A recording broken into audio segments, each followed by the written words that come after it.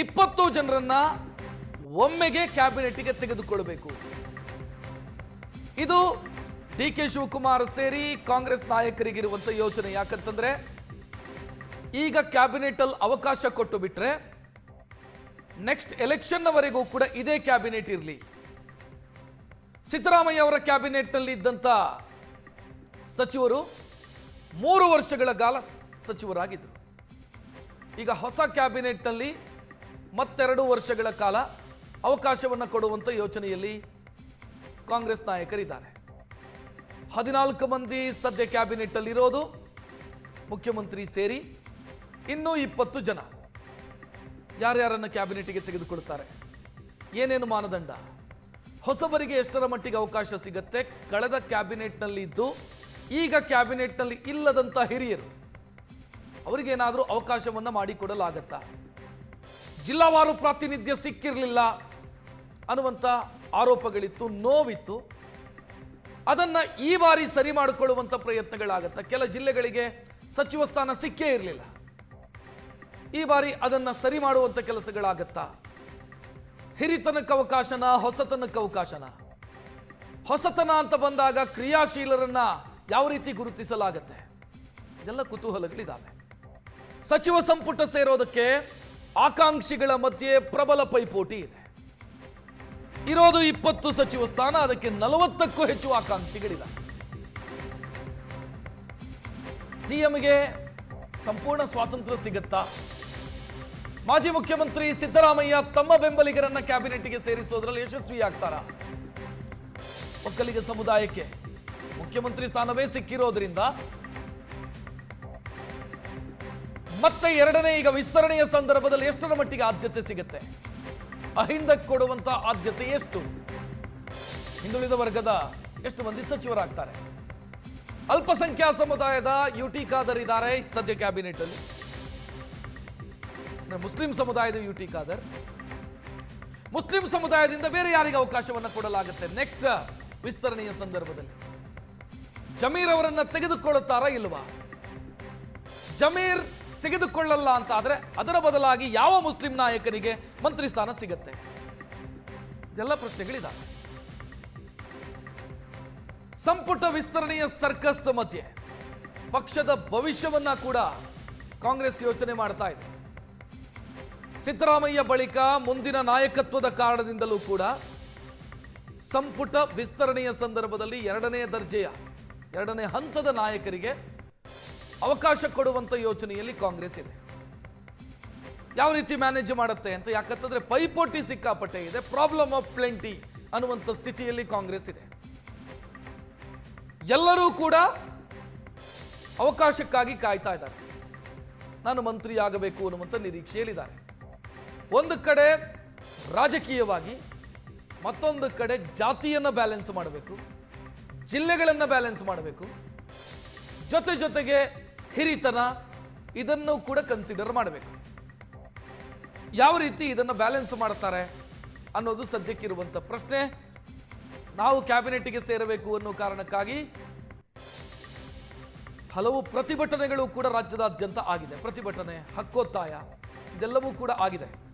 ಯಾವ ರೀತಿ ಮ್ಯಾನೇಜ್ ಮಾಡ್ತಾರೆ ಅನ್ನೋದು ಸದ್ಯಕ್ಕಿರುವಂತ ಪ್ರಶ್ನೆ. ಹೆಚ್ಚಿನ ಡೀಟೇಲ್ ನೀಡೋದಕ್ಕೆ ನಮ್ಮ ಪ್ರತಿನಿಧಿ ಮಾರುತೇಶ್ ನೇರ ಸಂಪರ್ಕದಲ್ಲಿ. ಮಾರುತೇಶ್, 20 ಸ್ಥಾನ, 40ಕ್ಕೂ ಅಧಿಕ ಆಕಾಂಕ್ಷಿಗಳು. ರಾಜಕೀಯವಾಗಿಯೂ ಬ್ಯಾಲೆನ್ಸ್ ಮಾಡಬೇಕು, ಜಾತಿ ಬ್ಯಾಲೆನ್ಸ್ ಮಾಡಬೇಕು, ಜಿಲ್ಲೆ ಬ್ಯಾಲೆನ್ಸ್ ಮಾಡಬೇಕು. ದೊಡ್ಡ ಸವಾಲಿದೆ. ಸವಾಲಿಗೆ ಮುಹೂರ್ತ ಜುಲೈ ಮೊದಲ ವಾರನ? ಖಂಡಿತ ರಕ್ಷತ್, ಜುಲೈ 3ನೇ ತಾರೀಕಿನ ಬಳಿಕ ಎಲ್ಲ ಚಟುವಟಿಕೆಗಳು ಗಿರಿಗೆದರುತ್ತೆ. 10ನೇ ತಾರೀಕಿನ ಒಳಗೆ ಸಂಪೂರ್ಣವಾಗಿ ಕ್ಯಾಬಿನೆಟ್ ಅಸ್ತಿತ್ವದಲ್ಲಿ ಬರುವಂತೆ ಮಾಡಬೇಕು ಅನ್ನುವಂಥ ಪ್ಲಾನನ್ನು ಸದ್ಯಕ್ಕೆ ಡಿ ಕೆ ಶಿವಕುಮಾರ್ ಅವರು ಹಾಕೊಂಡಿದ್ದಾರೆ. ಆದರೆ ಹೈಕಮಾಂಡ್ನ ಮುಂದೆ ಅತಿ ದೊಡ್ಡ ಸವಾಲಿರೋದು 2028ರ ಚುನಾವಣೆಯ ದೃಷ್ಟಿಯಿಂದ ಈಗ ಸಚಿವ ಸಂಪುಟ ವಿಸ್ತರಣೆ ಹೇಗೆ ಮಾಡಬೇಕು ಅನ್ನುವಂಥದ್ದು. ಒಂದು, ಜಿಲ್ಲಾ ಪ್ರಾತಿನಿಧ್ಯಗಳು ಕೊಡಬೇಕು, ಹಿರಿಯರನ್ನು ಪರಿಗಣಿಸಬೇಕು ಮತ್ತು ಹೊಸಬರಿಗೆ ಅವಕಾಶ ಕೊಡಬೇಕಾದಂತಹ ಸವಾಲು ಕೂಡ ಇದ್ದೇ ಇದೆ. ಯಾಕೆಂದರೆ ಫ್ಯೂಚರ್ ಹೊಸ ನಾಯಕತ್ವದ ದೃಷ್ಟಿಯಿಂದಲೂ ಕೂಡ ಎರಡನೇ ಹಂತದ ನಾಯಕರ ಜೊತೆಗೆ ಹೊಸಬರನ್ನು ಕೂಡ, ಅಂದರೆ ಎಲಿಜಿಬಿಲಿಟಿ ಇದ್ದು ಅಗ್ರೆಸಿವ್ ಆಗಿ ಕೆಲಸ ಮಾಡುವಂಥವ್ರು, ಅಂಥವ್ರಿಗೆ ಒಂದು ಅವಕಾಶವನ್ನು ಕೊಡಬೇಕು ಅನ್ನುವಂಥ ಲೆಕ್ಕಾಚಾರ ರಾಹುಲ್ ಗಾಂಧಿಯದ್ದಿದೆ. ಹಾಗಾಗಿ ಅದನ್ನು ಕೂಡ ಕನ್ಸಿಡರ್ ಮಾಡಬೇಕಾಗುತ್ತೆ. ಇದರ ಜೊತೆಗೆ ಸಾಕಷ್ಟು ಜಿಲ್ಲೆಗಳಿಗೆ ಕಳೆದ ಬಾರಿ ಪ್ರಾತಿನಿಧ್ಯ ಸಿಕ್ಕಿಲ್ಲ. ಉದಾಹರಣೆಗೆ ಹಾವೇರಿ, ಕೋಲಾರ, ಚಿಕ್ಕಮಗಳೂರಲ್ಲಿ 5 ಕಾಂಗ್ರೆಸ್ ಗೆದ್ದರೂ ಕೂಡ ಅಲ್ಲಿ ಒಬ್ಬರನ್ನು ಸಚಿವರನ್ನಾಗಿ ಮಾಡಿರಲಿಲ್ಲ. ಹೀಗಾಗಿ ಅಂಥ ಜಿಲ್ಲೆಗಳಲ್ಲಿ ಹೆಚ್ಚು ಪ್ರಾತಿನಿಧ್ಯ ಕೊಡಬೇಕು ಅನ್ನುವಂಥ ಲೆಕ್ಕಾಚಾರಗಳು ಕೂಡ ಇದ್ದಾವೆ. ಜೊತೆಗೆ ಸಮುದಾಯವಾರು, ಈಗ ನೀವು ಸಿದ್ದರಾಮಯ್ಯನವ್ರನ್ನ ಕೆಳಗಿಳಿಸಿದ ಮೇಲೆ ಅಹಿಂದ ವರ್ಗಕ್ಕೆ ಒಂದು ಪ್ರಾತಿನಿಧ್ಯ ಅಂತೂ ಕ್ಯಾಬಿನೆಟ್ನಲ್ಲಿ ಕೊಡಬೇಕು. ಉದಾಹರಣೆ, ಅದೇ ಕಾರಣಕ್ಕಾಗಿ KPCCಗೆ ಹಿಂದುಳಿದ ವರ್ಗದ ಹರಿಪ್ರಸಾದ್ ಅವ್ರನ್ನ ನೇಮಕ ಮಾಡಿದ್ರು. 4 ಪರಿಷತ್ ಸ್ಥಾನಗಳಿಗೂ ಕೂಡ 4ಕ್ಕೆ 4 ಕೂಡ ಹಿಂದುಳಿದ ವರ್ಗಗಳಿಗೆ ಹೈಕಮಾಂಡ್ ಮಣೆ ಹಾಕ್ತು. ಹೀಗಾಗಿ ಸಿದ್ದರಾಮಯ್ಯನವರನ್ನ ಕಂಪ್ಲೀಟ್ ಆಗಿ ರೀಪ್ಲೇಸ್ ಮಾಡೋಕ್ಕಾಗದೇ ಇದ್ರೂ ಕೂಡ ಆ ಅಹಿಂದ ವರ್ಗವನ್ನು ಪ್ರತಿನಿಧಿಸುವಂಥವರಿಗೆ ಹೆಚ್ಚಿನ ಪ್ರಾತಿನಿಧ್ಯ ಕೊಡಬೇಕಾದಂತಹ ಸಮಸ್ಯೆ ಕೂಡ ಹೈಕಮಾಂಡ್ನ ಮುಂದೆ ಇದೆ. ಹೀಗಾಗಿ ಇದನ್ನು ಹೇಗೆ ಲೆಕ್ಕಾಚಾರ ಹಾಕ್ತಾರೆ ಅನ್ನೋದು ಬಹಳ ಕುತೂಹಲವಾಗಿ ಉಳಿದಿದೆ. ಇದರ ಜೊತೆಗೆ SC ಸಮುದಾಯದಲ್ಲೂ ಕೂಡ ಒಳ ಮೀಸಲಾತಿ ಜಾರಿ ಮಾಡಿದ್ದೀರಿ. ಕ್ಯಾಬಿನೆಟ್ನೊಳಗೂ ಕೂಡ ಒಳ ಮೀಸಲಾತಿ ನೀವು ತರ್ತೀರಾ? ಯಾಕಂದರೆ ಆ ಸಮುದಾಯದಲ್ಲಿ ಇರ್ತಕ್ಕಂಥ ಸಣ್ಣ ಸಮುದಾಯಗಳಿಗೂ ಕೂಡ ಅವಕಾಶಗಳನ್ನು ಕೊಡಬೇಕು. ಈಗ ಕಳೆದ ಬಾರಿ ಬೋವಿ ಸಮುದಾಯದ ಶಿವರಾಜ್ ತಂಗಡಿಗೆ ಅವಕಾಶ ಕೊಟ್ಟಿದ್ರಿ. ಈ ಬಾರಿ ಮತ್ತೆ ಅವರಿಗೆ ಅವಕಾಶ ಕೊಡ್ತೀರಾ ಅಥವಾ ಲಂಬಾಣಿ ಕಮ್ಯುನಿಟಿಗೆ ಕೊಟ್ಟಿಲ್ಲ ಅನ್ನುವಂಥ ಬೇಸರ ಕೂಡ ಇತ್ತು. ಜೊತೆಗೆ ಒಳ ಮೀಸಲಾತಿಯಿಂದ ಅನ್ಯಾಯ ಆಗಿದೆ ಅಂತೇಳಿ ಲಂಬಾಣಿ ಸಮುದಾಯ ಅವರು ಕೂಡ ಬೇಸರದಲ್ಲಿದ್ದಾರೆ. ಹಾಗಾಗಿ ಆ ಸಮುದಾಯದ ಒಬ್ಬರಿಗೆ ಏನಾದರೂ ಅವಕಾಶಗಳು ಸಿಗುತ್ತಾ, ಈ ಪ್ರಶ್ನೆಗಳು ಇದ್ದಿದ್ದಾವೆ. ಇನ್ನು ಮರಾಠಿಯಲ್ಲಿ ಕೂಡ ಅಂದರೆ ಸಂತೋಷ್ ಲಾಡ್ ವರ್ಸಸ್ ಶ್ರೀನಿವಾಸ್ ಮಾನೆ ನಡುವೆ ಫೈಟ್ ನಡೀತಾ ಇದೆ.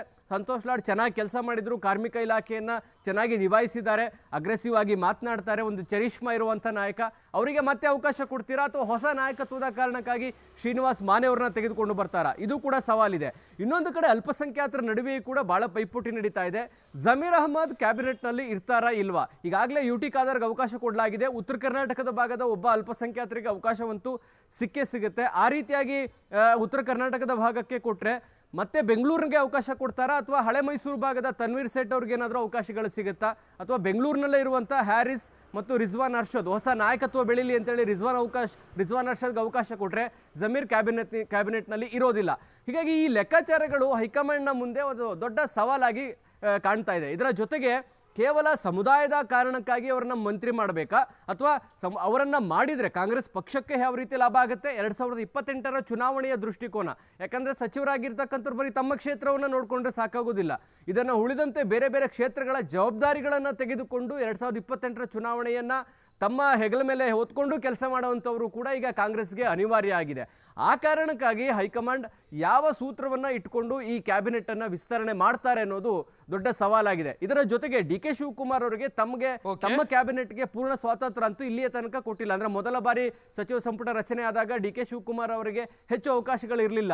ಎರಡನೇ ಬಾರಿ ಈಗ ಅವರು ಪರಿಷತ್ ಚುನಾವಣೆಯನ್ನು ಗೆದ್ದಿರುವ ಕಾರಣಕ್ಕಾಗಿ ಅಡ್ಡ ಮತದಾನ ಮಾಡೋದ್ರ ಮೂಲಕ 5ನೇ ಕ್ಯಾಂಡಿಡೇಟ್ಗೆ 32 ಮತಗಳು ಬೀಳುವಂತೆ ಮಾಡಿ ತಮ್ಮ ಸಾಮರ್ಥ್ಯವನ್ನು ತೋರಿಸಿದ್ದಾರೆ. ಹೀಗಾಗಿ DK ಶಿವಕುಮಾರ್ಗೆ ಏನಾದರೂ ಫ್ರೀ ಹ್ಯಾಂಡ್ ಸಿಗುತ್ತಾ ಸಚಿವ ಸಂಪುಟ ವಿಸ್ತರಣೆಯ ಸಂದರ್ಭದಲ್ಲಿ ಎನ್ನುವ ಪ್ರಶ್ನೆಗಳು ಕೂಡ ಇದಾವೆ ರಕ್ಷತ್. ಈ ಎಲ್ಲ ಕಾರಣಗಳಿಂದಾಗಿ ಈ ಬಾರಿಯ ಸಚಿವ ಸಂಪುಟ ವಿಸ್ತರಣೆ ಒಂದು ಕಗ್ಗಂಟಂತೂ ಹೌದು ರಕ್ಷತ್. ಥ್ಯಾಂಕ್ ಯು ಮಾರುತೇಶ್ ಮಾಹಿತಿಗೆ.